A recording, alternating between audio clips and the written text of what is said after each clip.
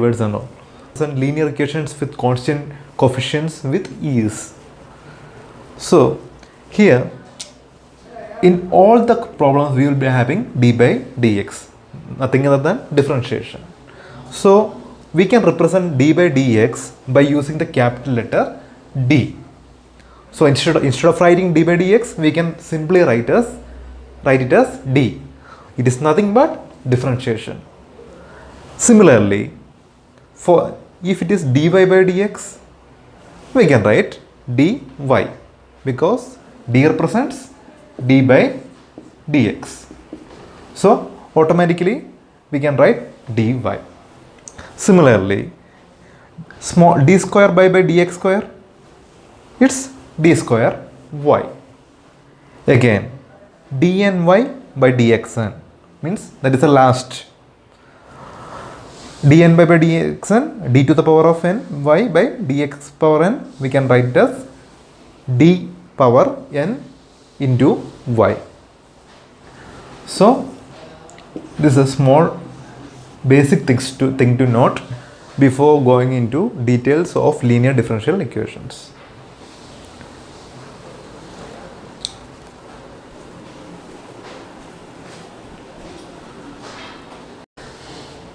In this linear differential equations, anyway we have to find the complete solution for every problems. And for the complete solution, we represent complete solution by using the letter y. And y equal to complementary function plus particular integral. So first we have to find the complementary function, then the particular integral. And the summation of these two will give us the complete solution. And we represent complete solution by using the letter y. So simply we can write y equal to CF plus PI. Now let us see what are the equations and the theory basics to find out the complementary function and the particular integral as well. So in ordinary differential equations, to find the complementary function, we have to find the roots of auxiliary equation first. So in the given problem, we have to find from that equation of the given problem, we have to find the auxiliary equation, the roots of the auxiliary equation.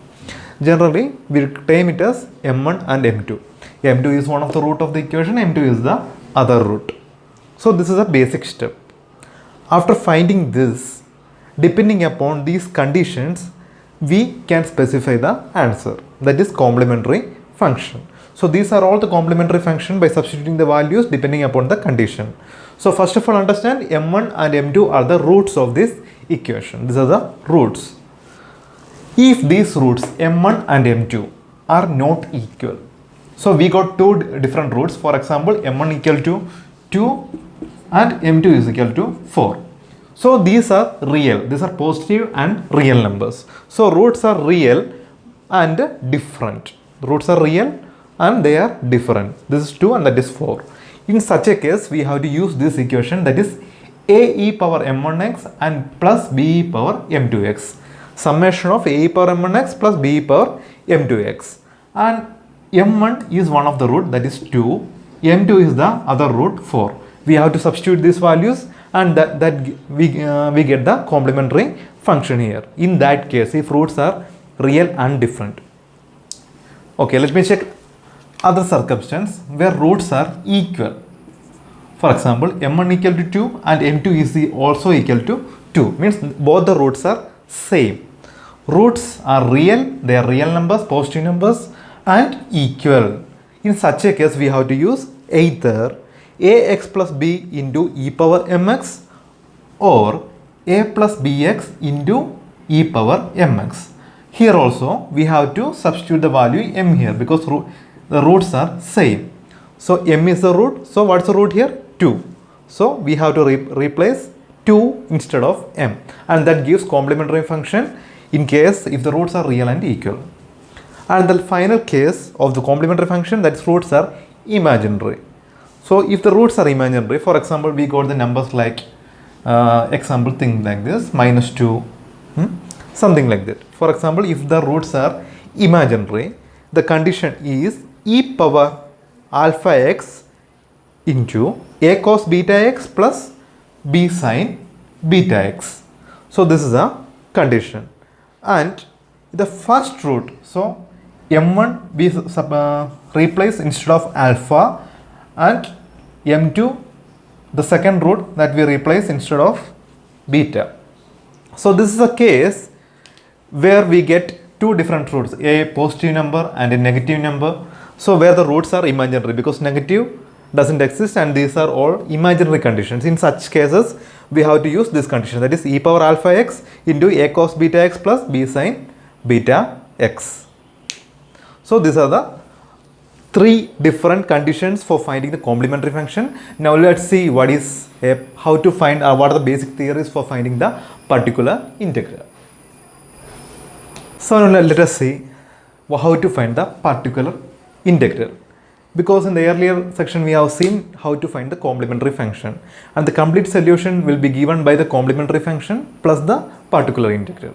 So to find the particular integral, it is very as simple as that, because the formula is pi equal to 1 by f of d into capital X. Now you people may be wondering what is f of d and what is capital X, all these things. And this is not confusing, this is very easy. So I will explain you by getting an example as a question. So this is a question. Solve d square minus 4d plus 13 equal to e power 2x. This is the LHS side and that is the RHS side. This is a question we have to solve, or we have to find the particular integral of this specific question. So f of d is nothing but LHS. So we have to replace the LHS by f of d by this. This is the f of d. And capital X is nothing but e power 2x, that is the RHS side. Clear? LHS is one of f of d and capital X is RHS side. So only this is the thing we have to replace. Now the next formulas or how we have to apply this will be depend on conditions again. As we have seen particular integral, this also depends on condition. Let us see what are those conditions. So those conditions are nothing but the changes in RHS changes the solutions. So change in RHS changes the solution. Let us see what are the changes. If x is nothing but this is x, capital X, RHS side, that is capital X. So if x is equal to e power ax, so if x is in the format of e power ax, here it is in the format of e power ax, yes, e power 2x, means it is in the format of e power ax. Then we have the pi 1 by f of d into e power ax. In this way we have to find the particular integral. Clear? Next condition, second condition. If x equal to small x to the power of n, means the change in RHS, then the particular integral will be 1 by f of d into x power n, replacing same there, RHS side there. Now third condition. If x is equal to sin ax or cos ax, then the particular integral will be 1 by f of d into cos ax or sin ax. If the question is sin ax, then it will be 1 by f of d into sin ax. If the question is cos ax, the pi will be 1 by f of d into cos ax. And one more thing we have to do, if the RHS is sin ax or cos ax, we have to see one more thing. We have to replace d square by minus a square. That means this is the d square. This we have to replace by minus a square. So what is a? This is a. In RHS side, the coefficient is a.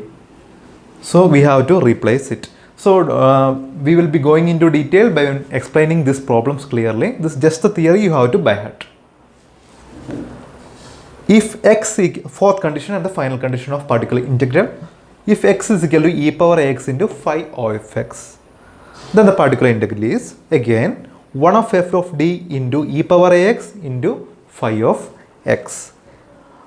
Or that again we have to derive and we have to take this e power ax, we have to take into the front, that is e power ax into, when we take e power ax into the first portion, automatically 1 by f of d becomes 1 by f of d plus a into phi of x.